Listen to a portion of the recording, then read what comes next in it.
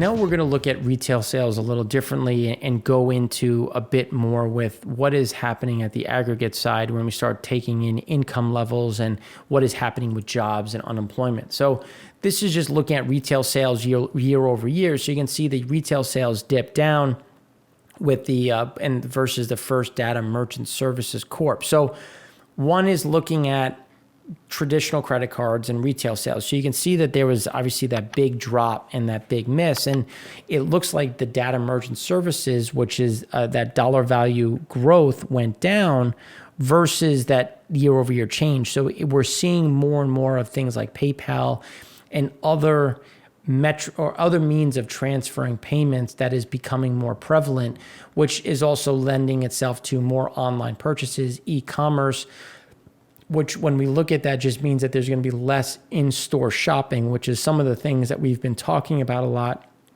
when we consider some of the pressure on driving and what is this just general activity look like as people may not go to the store as much.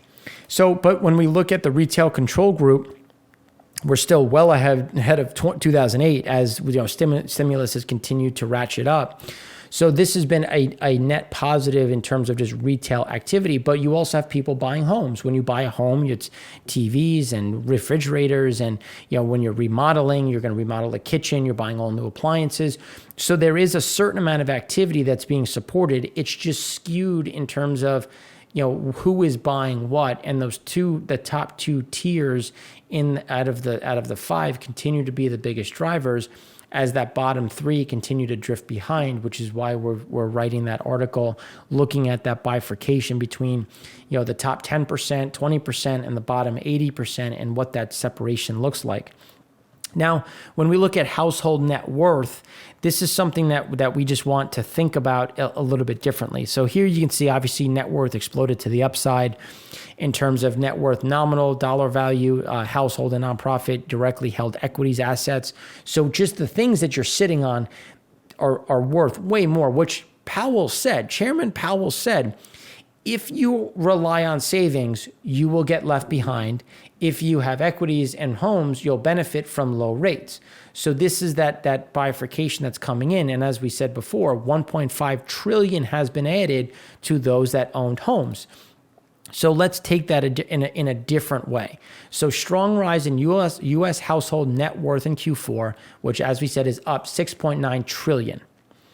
Household debt increased at annual rate of 6.5%, fastest in 13 years. So household debt has gone up against the increase in net worth.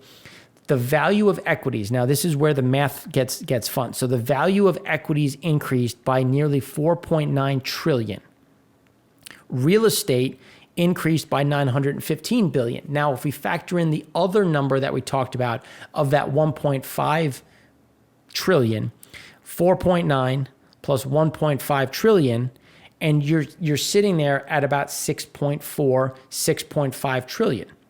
So when we think about the net worth growth of household and equities was 6.5 trillion, 6.4 to 6.5 trillion once you factor in some of the decimals.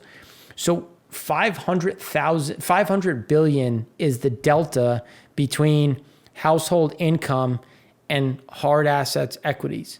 And how much was stimulus again? So you get an idea of the difference between kind of where these shifts are and how it's very much weighted towards one versus the other, coming to what is that, the underlying benefit going to be to the economy.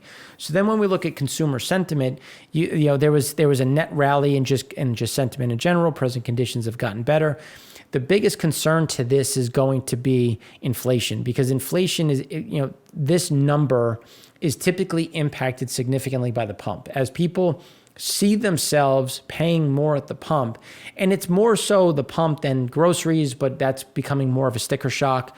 You're starting to get a bit more of this sticker shock coming through, which is becoming, which will kind of temper the rally in sentiment as we go through the next few months. But everyone knows stimulus is coming, so stimulus is going to increase people's sentiment, but now that it's being delivered, inflation's going up, we're going to expect to see some of that temper a bit.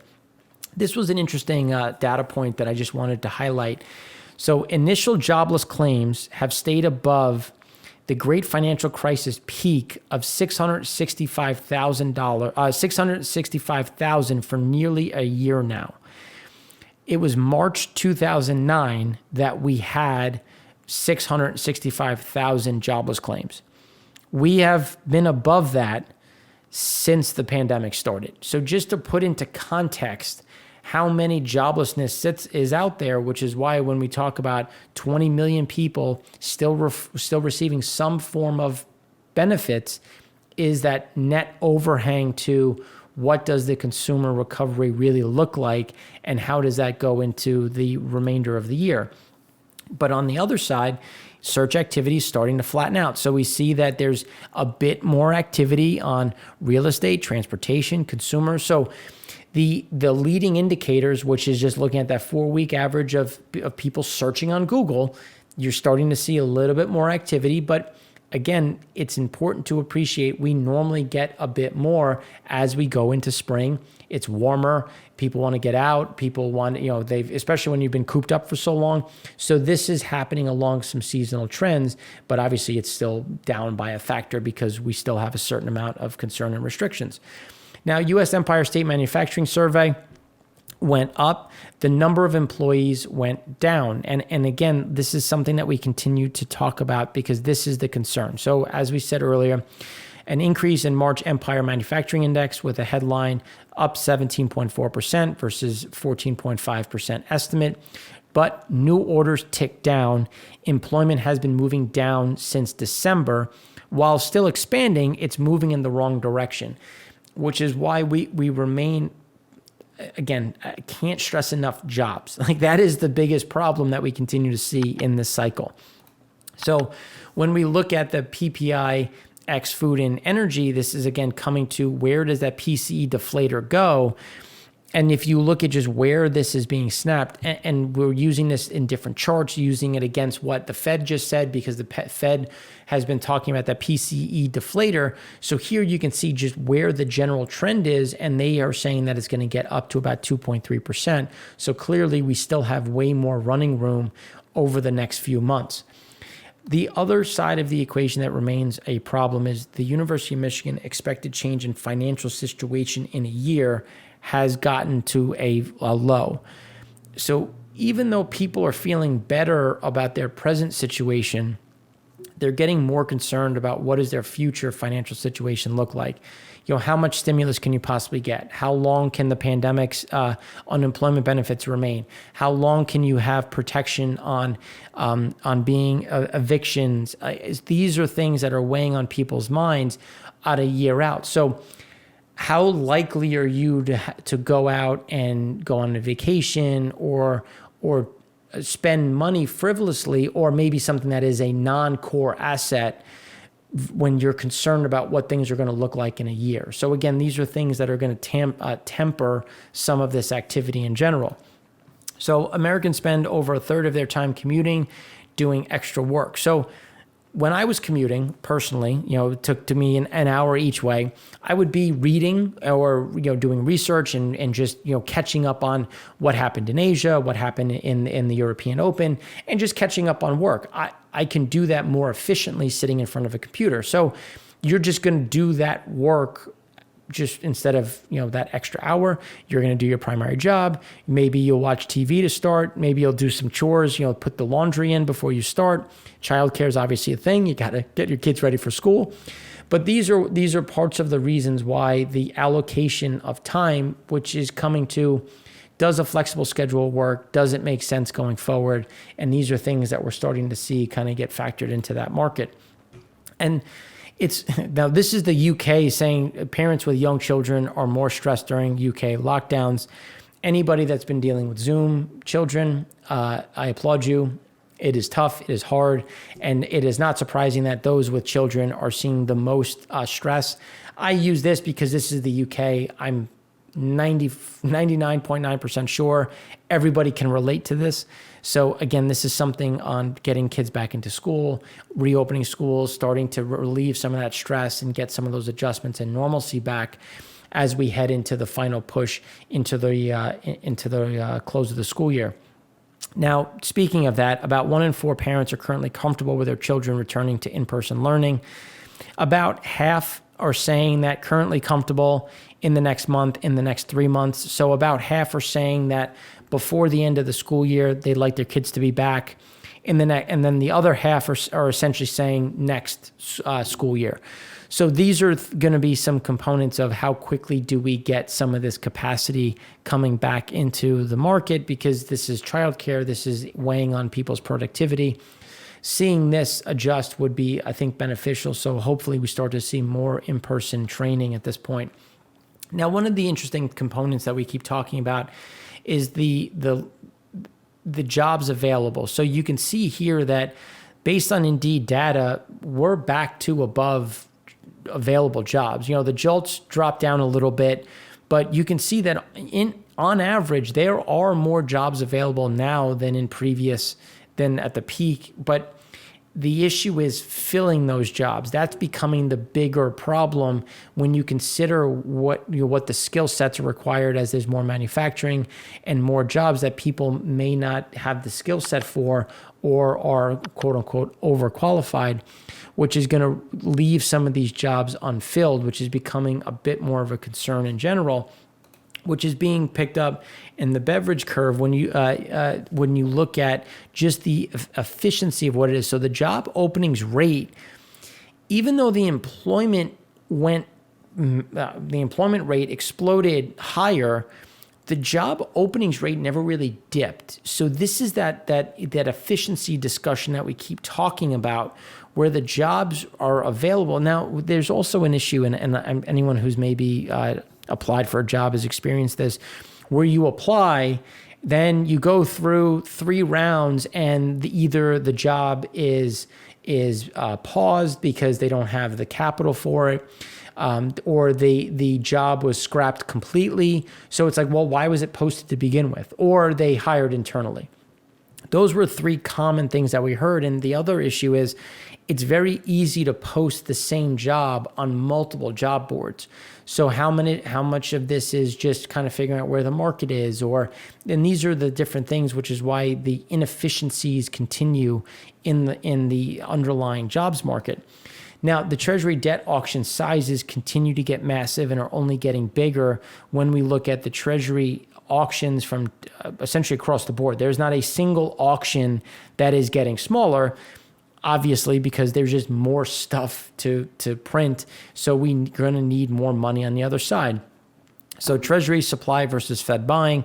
Here you can see just the amount of issuance coming and what the Fed is looking to hold. So even obviously the Fed's remaining dovish, they're continuing to maintain the course. I don't know, really this isn't a surprise, but you can see that there's just going to be more Fed paper, more Treasury paper coming to the market, and the Fed limited on what it can actually purchase, which is why when we look at that deficit, as we showed earlier, it's continuing to expand and outpace what the survey is versus what the actual, as they continue to come to market. So when we look at the funding gap in general, the federal U.S. revenues have trended lower since the 1990s. So this is where tax receipts are going to become a bigger issue as they are trying to lever up and obviously print more and try to stimulate the economy more, which is, again, pushing this to the downside, which is why we're going to start to see some tax increases, some expirations of Trump tax cuts to try to increase those receipts and try to soften the deficit that we've seen in general. Now, when we look at the vaccines, this just gives you an idea. More than a third of adults in some states do not anticipate getting the coronavirus vaccine. It all depends on where you are. This is just giving you an idea of, when we hit herd immunity, it'll be a little bit slower because some people may not get it. Maybe those in here are waiting for some more data, and as that more data becomes more readily available, they will change. This is just going to be something to watch because obviously on the coastal sides or in the high density levels, you're seeing more people willing to get the vaccine, and these are some of the places that have the strictest lockdowns. So that just speaks well for where this is going to go and some of that recovery. Now, we keep talking about the unemployment side. This data is going to come out tomorrow, but we wanted to look at those extended benefits and just that pandemic emergency. And this is why, even though the regular benefits are going down, they're all being converted into these extended benefits where we really haven't had any real decline, essentially since October. I mean, we've been sitting here with extended benefits, long-term benefits in general, just again, keeping people which is why we're seeing a lot of pressure. We're just seeing a lot of pressure, and this is going to be on competition for jobs, competition for salaries, which will essentially be that overhang. And this is when we talk about those 20 million people still receiving some form of benefits. This is what we're talking about on that unemployment, on the pandemic, extended benefits. Just in general, we're at a 20.1. This is delayed just because it takes longer to calculate. So this will obviously update. So this number will get better just based on the previous data points, but we're still expanding. We're up 2 million, and it's just, again, we're just not seeing this whittled down on some of these benefit sides. So when we look at how renters will with financial hardships use the majority of their stimulus. So financial hardships is the one that we want to look at the most. When we look at rent payments, utility bills, food and groceries, or credit card bills put into savings. So most of this is going to go to just living in general. And as we've been talking about, living costs have gone up. And then the financially secure renters are going to put it into savings and pay down bills. So do you have some people that have been living out of savings, maybe did some extra things out of savings, and they're going to look to essentially plug that in? But as we talked about earlier, the concern on the future or 1 year out financial conditions is giving people a little bit of pause. And by that pause, we're starting to see some of that get put into savings and starting to mitigate some of that growth that I think is expected in the market. So if you qualify, this is looking at it differently. If you qualify for a third stimulus payment from the government, how will you spend the majority of the money? 20% save it, 20% purchase necessities, 35% pay down debt bills. 5% obviously you're going to invest it, but you can see the lion's share, save it, purchase, pay down debt. So again, we're going to get a pop, not saying we won't, but the longevity of that pop, I think, is going to be something similar to what we had in April, if not slightly worse in terms of the pop or the longevity of it, because the cost of living has gone up from April to now. So then when we look at those savings splurge, excess savings has gone up across the board. This is not just in the US, this is UK, Japan, Germany. We continue to see their costs going up. We continue to see more concerns in general, especially when you turn to Europe that just doesn't have the ability to see or at least spend that money given lockdowns and some of those pressures. So again, this is kind of a skewed data point because it's also weighted more heavily towards those who are better off, who, excess savings are great to have, but it's not going to change your spending patterns in general, while more and more people are falling below the poverty line, which is becoming the bigger issue and overhang for that job recovery. And then the Treasury debt auctions in general. Again, this is something that we continue to see pressured into the market as these supplies continue to go up. And that's why, as we see right now, the 5-year yield extends decline, down to a session low of 0.771%. And it's because the Fed has said all of these comments, but we have to look at what is the underlying paper offering at this point, which is why when we look at U.S. pension funds, the funding ratio has gotten better because their equity value has gone up. So at what point do they maybe lock in some of this equity value and start to convert it into some of these interest rates? But interest rates now falling are going to make that more difficult because it's going to make economic sense to be in the S&P 500, which has a better return right now versus the S&P 500. But when can we see Google inflation starting to rear its head? Well, Google search for inflation has exploded. So clearly people are like, what is inflation and why do I care? And here's where we can start to see that everyone is hearing about it, but they don't know what it is. Are they experiencing it?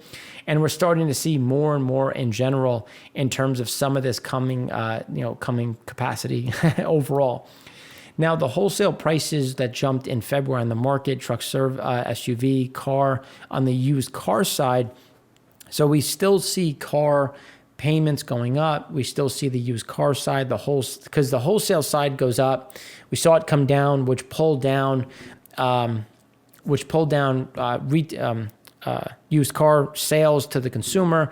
But now as wholesale prices start to go back up, those prices will start to go back up. So we expect to see a reversal in some of those price increases that we've seen. Now, when we look at that inflation decomposition, this is what we want to look at. Small cities, large cities. In general, we're seeing that increase as the inflation is going up, as now the seasonal adjustment factors are moving against us because things typically get more expensive as we go into spring and summer. Small cities have seen the recovery, large cities, something similar. So again, we're going to get this pressure to the upside as this inflation comes through, just in general overall. And then the U.S. 5 to 30-year yield curves tops 1.65%, nears 2021 high.